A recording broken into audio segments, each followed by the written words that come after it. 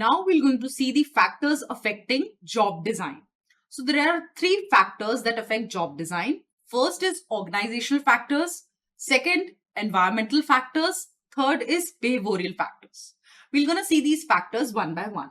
First is organizational factors. So organization के ऐसे कौन से फैक्टर्स है जो हमारे जॉब डिजाइन को अफेक्ट करेंगे?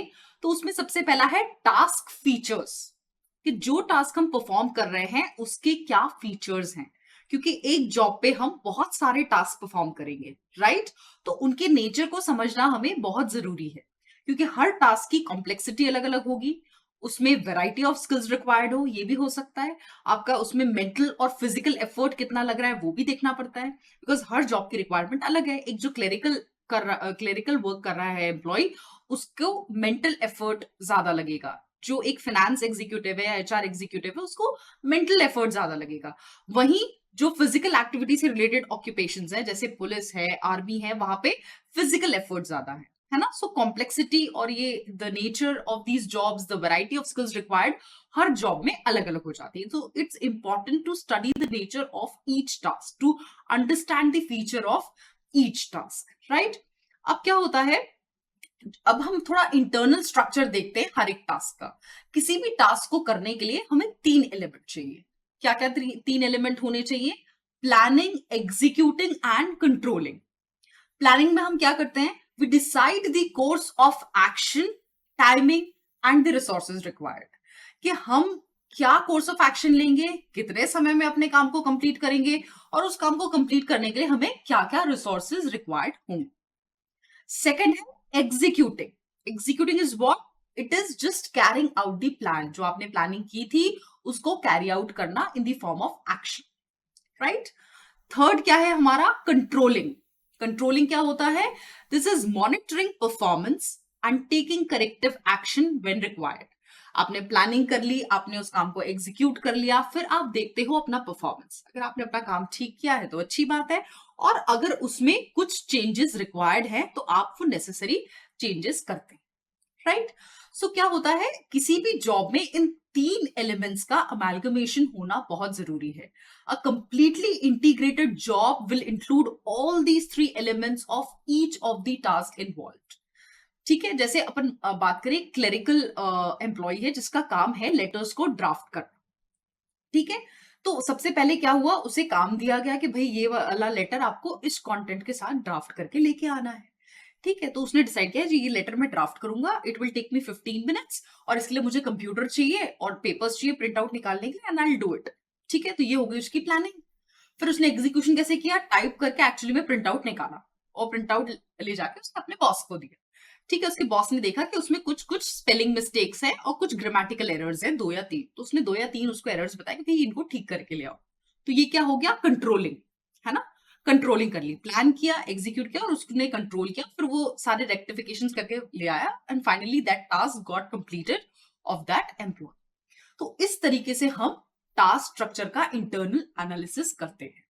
और हमेशा जब भी हम जॉब डिजाइनिंग करें, सो आइडियल जॉब डिजाइन में we need to integrate these three elements, right? Now next will come to the work flow. ठीक है, वर्क फ्लो क्या होता है? Work flow refers to the sequence in which work happens in a particular business context. किस sequence में काम perform किया जाएगा, वर्क फ्लो से ही समझ में आ रहा है ना? हमारी सीक्वेंस ऑफ जॉब्स क्या होंगी एक वर्कर की? जैसे कोई प्रोडक्शन हो रहा है ना, वहां पे बहुत सारे वर्कर्स काम करते हैं, ठीक है? तो उसमें क्या, कौन सा प्रोसेस पहले होगा, उस प्रोसेस को कौन करेगा? सेकंड नंबर पे प्रोसेस क्या होगा, उसको कौन करेगा? थर्ड नंबर पे प्रोसेस क्या होगा, उसको कौन करेगा? तो ऐसे करके 1 2 3 4 5 में प्रोडक्शन लाइन जो है हमने अपनी पूरी सेट कर ली। तो उससे वर्क फ्लो आ जाता है कि पहले नंबर पे ये टास्क होना है, दूसरे पे ये, तीसरे पे ये, और ये लोग इसको परफॉर्म करेंगे। ठीक है, सो वर्क फ्लो डिसाइड करना बहुत जरूरी है। The work flow differs from business to business and it involves the sequencing of 3 critical factors of production, है ना? हमें किन किन चीजों की सीक्वेंसिंग करना पड़ती है? People, process and tools, right? लोग, कौन लोग क्या काम करेंगे, प्रोसेस किस प्रोसेस के थ्रू करेंगे, एंड टूल्स, क्या इक्विपमेंट्स और टूल्स को हम यूज करेंगे। सो वर्क फ्लो जो है ये सीक्वेंशियल भी हो सकता है। सीक्वेंशियल का मतलब job performed one after the other in a pre determined sequence, एक के बाद एक। जब नंबर 1 व्यक्ति ये काम कर लेगा, फिर उस काम को आगे सेकंड नंबर का व्यक्ति करेगा, फिर सेकंड नंबर का व्यक्ति कर लेगा, फिर उसे थर्ड नंबर का व्यक्ति करेगा, सीक्वेंशियल फॉर्म में। ऐसा नहीं कर सकते कि दूसरे नंबर वाले व्यक्ति ने कर लिया पहले काम, नहीं, वो सीक्वेंस में चलेगा। जब तक 1 नंबर का काम नहीं होगा 2 नहीं हो सकता, जब तक 2 नंबर का काम नहीं होगा तब तक 3 नंबर वाला व्यक्ति काम नहीं कर सकता, राइट? या एक होता है ये सीक्वेंशियल वर्कफ्लो, और एक क्या होता है, पैरेलल वर्कफ्लो। पैरेलल वर्कफ्लो में क्या होता है, multiple jobs being perform together in all together, एक साथ, ठीक है, बहुत सारे काम हम एक साथ कर रहे हैं। जैसे स्कूल है ना, वहां पे एक साथ क्लासेस लग रही हैं, एक साथ टीचर्स पढ़ा रहे हैं, तो वो क्या हो गया, पैरेलल वर्कफ्लो। पैरेलली सब लोग अपना अपना काम कर रहे हैं, एक साथ सब काम चल रहा है, राइट? सो ये हो जाता है आपका वर्क फ्लो प्रोसेस। इसमें एक और एग्जांपल के थ्रू हम समझते हैं। जैसे फ्रेम है कार की, that must be built first before the fenders and the door, right? Door वगैरह हम बाद में ऐड करेंगे ना, पहले जब तक हम उस डोर में वो पूरी उसकी विंडो नहीं बनाएंगे तब तक डोर कैसे अटैच हो जाएगा। सो ऐसे करके सीक्वेंस होता है जॉब का, और उसी को ही हमको वर्क फ्लो के फॉर्म में डिजाइन करना पड़ता है, राइट? सो ये हो गया आपका work flow. Now we'll try and understand ergonomics. What is this ergonomics? Ergonomics is concerned with designing and shaping jobs to fit the physical abilities and characteristics of the employees. तो यहाँ पे हम क्या करते हैं, हम जॉब्स को इस तरीके से डिजाइन करने की कोशिश करते हैं कि जो फिजिकल एबिलिटीज और कैरेक्टरिस्टिक्स हैं एम्प्लॉय के, उनके बीच में फिट आ सके। अब क्या फिजिकल एबिलिटीज और कैरेक्टरिस्टिक्स, जैसे location of the tool, location of the switches and other such facilities. क्योंकि जब भी हम काम करते हैं तो हमें बहुत सारी चीजों का रिक्वायरमेंट रहता है। मानो आपके पास डेस्कटॉप है, लैपटॉप है, तो उसका वायर, उसका कनेक्शन, उसका LAN cable, with that where you are sitting वहां पे वेंटिलेशन कैसा है, whether you have a fan और नॉट, ये छोटी छोटी चीजें बहुत इंपॉर्टेंट होती हैं और ये एक एम्प्लॉय के परफॉर्मेंस को अफेक्ट करती हैं। तो ये जो इकोनॉमिक्स है, this is the study of this thing only, and to design the jobs in such a way कि ये सारी चीजों को हम इंक्लूड कर सके और इस तरीके से जॉब डिजाइन करें कि an employ must really feel comfortable working, so that वो सिर्फ अपने काम पे फोकस कर सके, राइट? तो यहाँ पे क्या कर रहे हैं हम, फिजिकल वर्कर की फिजिकल एबिलिटी और जॉब डिमांड्स को बैलेंस कर रहे हैं। तो इसमें क्या होता है, 4 एलिमेंट होते हैं। एक होता है ह्यूमन सिस्टम, एक होता है वर्किंग एनवायरनमेंट, फिर होता है मैन मशीन इंटरफेस, और एक होता है total working system. Let's try and understand these 4 components in detail. First is what, human system, जहां पे आ जाते हैं ह्यूमन कैरेक्टरिस्टिक्स। पहले उसमें हम देखेंगे फिजिकल एस्पेक्ट्स। फिजिकल एस्पेक्ट्स में क्या आ जाएगा, stamina, strength, body dimension, right? कोई बहुत, जैसे कोई वर्क है which requires a lot of stamina, lot of strength, जैसे बॉडी बिल्डिंग एक्सरसाइज रहती है, वहां पे ट्रेनर्स रहते हैं, वो क्या है, वो उनका जॉब है, राइट? तो वहां पे आप किस एज ग्रुप के और किस टाइप के व्यक्ति को एम्प्लॉय करोगे, जिसकी थोड़ी सी बॉडी हो, जो यंग हो, एनर्जेटिक हो। वहां पे आप बहुत ओल्ड एज व्यक्ति को तो वो वाली जॉब नहीं दे सकते ना, क्योंकि उसके पास उतना स्टैमिना नहीं रहेगा उतना, बिकॉज एज के साथ क्या होता है, बॉडी चेंज होती है, बॉडी का स्टैमिना चेंज होता है।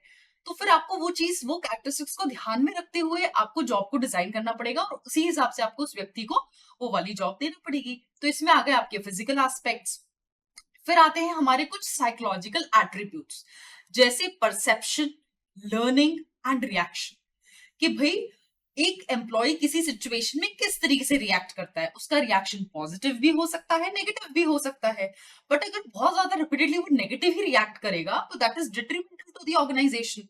सो ये सब चीजों का भी एनालिसिस किया जाता है। परसेप्शन क्या है उसका, ओवरऑल परसेप्शन, लर्निंग प्रोसेस उसका कैसा है, वेदर ही और she is eager to learn और नॉट, और लर्निंग कितनी फास्ट है। कुछ लोग देखना बहुत जल्दी सीख जाते हैं चीजों को, and some people might take some time to learn. So depending upon the job, you need to decide that you want these attributes in what degree, right? तो ये हो गया हमारा पहला human characteristics। उसके बाद आएंगे हम वर्किंग एनवायरनमेंट, है ना? वर्किंग एनवायरनमेंट का बहुत सिग्निफिकेंट इफेक्ट होता है एक वर्कर के परफॉर्मेंस पे। वर्किंग एनवायरनमेंट में हम क्या क्या देखेंगे, उसमें एनवायरमेंटल फैक्टर्स आ जाते हैं, जैसे कि temperature, humidity, lighting, noise, vibration, ventilation, right? मान लो टेम्परेचर बहुत हाई है, आपके पास फैन भी नहीं है, एसी भी नहीं है, कुछ भी नहीं है, तो आप कुछ देर बैठ के काम कर लोगे, बट एक पॉइंट का लगेगा यार let me go out, let me take some fresh air. तो वो प्रोसेस में क्या होगा, टाइम वेस्ट होगा एम्प्लॉय का। जिस काम पे वो शांति से बैठ के अपनी डेस्क पे फोकस कर सकता था वो नहीं करेगा, वो बार बार जाके हवा खा के आएगा, बिकॉज उसको कंफर्टेबल नहीं लग रहा, that person is not at ease. And humidity बहुत ज्यादा है, लाइटिंग प्रॉपर नहीं है, लाइटिंग कम है तो भी इंसान का काम करने में मन नहीं लगता, या मान लो लाइट ही नहीं है पूरे दिन आपके यहाँ, तो क्या होगा, काम पे इफेक्ट पड़ता है। तो इन शॉर्ट वो आपकी ये छोटी छोटी चीजें भी आपके जॉब परफॉर्मेंस पे इफेक्ट डालती है, राइट। तो जब हम जॉब डिजाइन कर रहे हैं तो हमें इन फैक्टर्स को भी ध्यान में रखना चाहिए, right. Then comes man and machine interface. So ये मैन एंड मशीन इंटरफेस क्या होता है, जहां पे एक एम्प्लॉय और एक मशीन दोनों मिलके काम कर रहे हो, वो हो गया आपका मैन और मशीन इंटरफेस। जहां पे कंट्रोल्स आ जाता है, डिस्प्ले आ जाता है, कम्युनिकेटर्स आ जाते हैं, आपका ऑटोमेशन आ जाता है। मतलब मशीन चला रहा है कोई व्यक्ति, तो मशीन अपना काम कर रही है, लेकिन उसको चलाने वाला व्यक्ति एक एम्प्लॉय है जो कि उसको ऑपरेट कर रहा है, राइट। तो ये सारी चीजें आपके मैन मशीन इंटरफेस में आ जाती है, जहां पे दोनों मिलके आउटपुट के लिए रिस्पॉन्सिबल करते हैं। Total working system. So this total working system includes factors such as potential for fatigue and stress. Total working system में क्या आ जाता है, हम उन factors पे भी ध्यान देते हैं जो fatigue या stress, थकान या stress हमें दे सके, because we need to take care of the health and safety of an employee, right? जैसे कोल माइंस की अपन हमेशा बात करते हैं, वहां पे डेंजर जोन रहता है, केमिकल फैक्ट्रीज इंडस्ट्रीज में जो लोग काम करते हैं उसमें डेंजर रहता है एम्प्लॉय को। तो ऐसे जो हाई रिस्क जॉब्स हैं जहां पे उनकी हेल्थ पे कुछ नेगेटिव इफेक्ट हो सकता है जॉब का, उन जगह हमें इन सब फैक्टर्स का बहुत ध्यान रखना चाहिए। Apart from that also today in today's time stress बहुत ज्यादा है सभी लोगों में। हम बहुत सारा सुनते हैं कि भाई स्ट्रेस की वजह से ये हो गया, इसको उसको वो हो गया। तो स्ट्रेस को हमें मैनेज करते आना चाहिए, और उस चीज को भी हमको जॉब डिजाइनिंग में ध्यान रखना चाहिए कि कोई एक एम्प्लॉय काम से इतना ज्यादा ओवरबर्डन नहीं होना चाहिए कि परफॉर्मेंस भी नहीं दे पाए, and at the same time वो इतने स्ट्रेस में आ जाए कि वो आपकी ऑर्गेनाइजेशन को छोड़ के चला जाए, राइट। सो हर चीज का प्रॉपर बैलेंस होना बहुत जरूरी है। So the study of economics states कि you need to design jobs keeping in mind the physical abilities of your employee that will help the organization to extract maximum performance from an employee, right? तो ये सारे थे हमने जो 4 factors पढ़े, है ना। ह्यूमन कैरेक्टरिस्टिक्स में हमने बात करी उनके बॉडी डायमेंशन, स्ट्रेंथ, स्टैमिना, उनकी लर्निंग एबिलिटीज, उनकी मेंटल और फिजिकल लिमिटेशंस, उनका परसेप्शन, उनका रिएक्शन, राइट। और ऐसे हमारे एनवायरमेंटल फैक्टर्स थे जहां पे हमें ध्यान रखना चाहिए, नॉइज कितनी है, अगर बहुत ज्यादा नॉइजी एनवायरमेंट होगा तो भी वर्कर अपने काम पे फोकस नहीं कर पाता। टेम्परेचर की बात की, लाइटिंग की बात की, noise. So these are the various factors those are responsible for it. Man machine interface की भी हमने बात कर ली, और टोटल वर्किंग सिस्टम की भी बात कर ली कि वर्क रेट, उसका पोस्चर, उसकी फटीग, उसका स्ट्रेस, उसकी प्रोडक्टिविटी, एक्सीडेंट और उसकी जो इल हेल्थ है उसके क्या चांसेस हैं, उसको हम कैसे रिड्यूस कर सकते हैं, उस एम्प्लॉय की हेल्थ और सेफ्टी। तो ये सारे फैक्टर्स मिलके कंट्रीब्यूट करते हैं हमारे इकोनॉमिक्स टॉपिक पर, और इस चीज का ध्यान रखना है हमें job designing. So next point is work practices, है ना। वर्क प्रैक्टिसेस का क्या इंपैक्ट होता है जॉब डिजाइनिंग में। वर्क प्रैक्टिसेस क्या होता है, these are the set ways of performing work. These methods में अराइज फ्रॉम ट्रेडिशन और आदि कलेक्टिव विशेस ऑफ एम्प्लॉइज। तो वर्क प्रैक्टिसेस आती कहां से है, या तो कोई ट्रेडिशन चला आ रहा है ना, उस ऑर्गेनाइजेशन का, उससे वर्क प्रैक्टिस आती है, या फिर बहुत सारे एम्प्लॉइज मिलके कुछ चाहते हैं तो उस चीज से वो वर्क प्रैक्टिस आपकी बन जाती है। जैसे I still remember the organization with which I used to work, तो वहां पे हम लोगों का एक प्रैक्टिस था, एक ऑर्गेनाइजेशन एंथम बनाया था हम लोगों ने। तो वो प्रैक्टिस थी ऑर्गेनाइजेशन की कि हर एक ब्रांच में इन दी मॉर्निंग एट 9:30 हम जितने भी उस ब्रांच में या उस पर्टिकुलर ऑफिस में जितने भी लोग हैं, we all will going to come together, stand at a place, और वो पूरा जो एंथम था, ऑर्गेनाइजेशनल एंथम, उसको हम साथ में एक साथ बोलते थे और एक साथ उसको रीड करते थे, और वो उसमें जो लिखा हुआ रहता था कोशिश करते थे कि उन सब चीजों को, उन सब जो भी डिमांड करती है ऑर्गेनाइजेशन हमसे, उनको इंटरनलाइज कर सके। सो काफी मोटिवेटिंग सा, बहुत हाई एनर्जेटिक वाला एंथम था। सो नो डाउट वो आपको पूरे डे के लिए सेट कर देता था कि no I have to work in a positive way. वो एक तरीका था ऑर्गेनाइजेशन का to create a positive mindset, in the starting of the day. तो वो ऑर्गेनाइजेशन ने वो वर्क प्रैक्टिस बनाई थी overall pan India pan India के लिए, सभी ऑफिस के लिए। सो ऐसे ही हर ऑर्गेनाइजेशन अपनी वर्क प्रैक्टिस देखती है कि उसके यहाँ क्या चला आ रहा है, और कई बार कुछ एम्प्लॉइज एक साथ मिलके कुछ नया क्रिएट कर लेते हैं, कुछ नई वर्क प्रैक्टिस बना लेते हैं और उसे फॉलो करते हैं, राइट? तो ये होता है आपका work practice. So either way, the HR department's flexibility to design jobs is limited, especially when such practices are part of a union management relationship. Right? Failure to consider work practice can have an undesirable outcome. अब क्या होता है, ये work practice वाली जो बात है, HR departments तो करते ही करते हैं, बट एट टाइम्स जहां पे ट्रेड यूनियंस ऑपरेट करती हैं, वहां पे थोड़ी सी दिक्कत होती है एचआर डिपार्टमेंट को इस टाइप की वर्क प्रैक्टिसेस बनाने में, क्योंकि if they are accepted by the trade unions तो they are easier to run. लेकिन अगर कोई ट्रेड यूनियन उन प्रैक्टिसेस को एक्सेप्ट नहीं करती तो वहां पे थोड़ा सा चैलेंज आ जाता है और वहां पे यूनियन और मैनेजमेंट के रिलेशनशिप थोड़े से स्ट्रेन हो जाते हैं. सो ये अलग अलग ऑर्गेनाइजेशन की अलग अलग स्टोरी रहती है वर्क प्रैक्टिस को लेके. लेकिन इस पॉइंट को अगर हम नहीं कंसिडर करेंगे तो we will not going to get the desirable outcomes. So this point needs to be considered when we talk about job designing or whenever we are going to conduct the process of job designing, right? So ये तो हो गए आपके factors. अब हम देखेंगे environmental factors. हमने organisational factors देख लिए, राइट? अब हम देखेंगे एनवायरमेंटल फैक्टर्स. एनवायरमेंटल फैक्टर्स क्या इंक्लूड करते हैं? सोशल और cultural expectation, employability and capability, right? So क्या है इसमें सोशल और कल्चरल एक्सपेक्टेशन में? सबसे पहले कि with the rise in literacy and awareness levels of the workers and the multicultural, multinational, multi-ethnic nature of the workforce has raised social cultural expectation of the workers in terms of workplace environment. क्या कहना चाह रहे हैं? Simple language में कहना चाह रहे हैं कि जैसे जैसे लोग आज पढ़े लिखे होते जा रहे हैं, उनके अंदर अवेयरनेस बढ़ती जा रही है, और जैसे जैसे ऑर्गेनाइजेशंस मल्टी कल्चरल होती जा रही है, मतलब अलग अलग कल्चर के लोग मिलके एक ऑर्गेनाइजेशन में काम कर रहे हैं, अलग अलग नेशनैलिटीज के लोग मिलके एक ऑर्गेनाइजेशन में काम कर रहे हैं, तो इस चीज से क्या हो रहा है, लोगों की एक्सपेक्टेशन बढ़ती जा रही है. किससे? उनके वर्क प्लेस एनवायरमेंट से. Now people want a certain kind of an environment to be created at workplace. पहले के टाइम में होता था कि they were not in a position to bargain. पहले ये रहता था हमें तो बस जॉब मिल जाए, जो जैसा एनवायरमेंट होगा हम तो काम कर लेंगे, क्योंकि पहले सिचुएशन वो थी. लेकिन आज सिचुएशन बहुत चेंज हो गई है. आज लोगों के अंदर वो अवेयरनेस आ गई है कि no, even we deserve to be in a good workable place, right? तो आज जो एक्सपेक्टेशन जगी है because of social and cultural changes, उस एक्सपेक्टेशन को भी मीट अप करना है ऑर्गेनाइजेशंस को, right? The workers expect the workplace to be welcoming, open to diverse cultures and diversity, right? And there should be no discrimination towards people from varied backgrounds. जब हम आज जाते हैं अपने ऑफिस तो हम क्या चाहते हैं? हमें नीट एंड टाइडी ऑफिस मिले. ऐसा कोई नहीं चाहता ना हम घुसे और कचरा रखा है हमारे केबिन में और बहुत शैबी सा environment है. No one would like to work in such an environment. We all want to have a neat, tidy place, a proper place to sit where we can sit and work. And at the same time हम चाहेंगे कि हमारे साथ कोई discrimination ना हो, based on any of the backgrounds. We want to be treated fairly. So this is the kind of work environment, today employees are expecting. And it is due to this reason that the job design now is characterized by features. आजकल आप देखोगे आजकल क्या features आ गए हैं jobs में? Work hours इतने से इतना रहेगा, रेस्ट ब्रेक्स इतने से इतने रहेंगे, वेकेशन कुछ ऑर्गेनाइजेशंस देती हैं आपको, घूमने के लिए भी पैसा देती हैं कि भाई go out on vacations, right? Leave travel allowance चलता है ना, बैंक्स में चलता है लीव ट्रैवल अलाउंस, जहां पे आपको पैसे दिए जाते हैं, घूम के आओ. रिलीजियस बिलीफ्स को भी ध्यान में रखा जाता है व्हाइल डिजाइनिंग जॉब्स.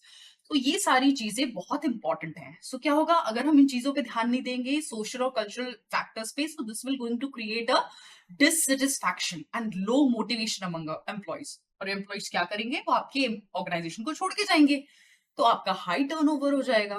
किसका? High employ turnover, right? और low quality of working life, right? तो ऐसा कोई एम्प्लॉय नहीं चाहता. तो इसलिए हमें इन सब चीजों को ध्यान में रखना चाहिए. बिकॉज आज कई लोग हैं जो चाहते हैं, जो इंडिया में जॉब कर रहे हैं, कि उनको कोई अच्छी फॉरेन ऑफर मिले और वो फॉरेन में जाके काम करें. और बहुत सारे फॉरेनर्स हैं जो कि इंडिया आके अपनी सर्विसेज दे रहे हैं. सो इस टाइप के एनवायरमेंट में we need to create such safe and such nice working environments where people will feel like working. Right? So this is one of the important factors, environmental factors, which needs to be considered. Our second point is employee ability and capability. there is a need to synchronization and compatibility between the various tasks that job incumbent must perform in an organization, and their abilities must also be synchronized. Any mismatch between them will lead to either disruption of work or drop in the quality of work. अब employ की ability और जो वो काम कर रहा है उसमें सिंक्रोनाइजेशन होना चाहिए। अगर नहीं होगा तो हमें अच्छी क्वालिटी का वर्क नहीं मिलेगा या फिर काम ही नहीं होगा। मान लो एक एम्प्लॉय जिसको सी और सी प्लस प्लस आता है ना, उसको आपने एक काम दिया जो कि ओरेकल लैंग्वेज में होना है, तो क्या होगा? या तो करेगा ही नहीं, घबरा जाएगा कि भाई मेरे को तो आती नहीं ओरेकल, या फिर वो कोशिश करेगा कि भाई थोड़ा बहुत सीख के समहाउ में कर लूं। तो जो क्वालिटी एक ऐसे व्यक्ति से काम कराने में आती है जिसको ओरेकल लैंग्वेज बहुत अच्छे से आती हो, और इससे काम कराने में अंतर होगा, क्योंकि ये उतना हाई क्वालिटी आपको आउटपुट नहीं दे पाएगा क्योंकि उसका पूरा कमांड नहीं है उस पर्टिकुलर प्रोग्रामिंग लैंग्वेज पे, राइट? सो इन सब चीजों को ध्यान में रखते हुए हमें प्रॉपर मैच कंडक्ट करने चाहिए, राइट?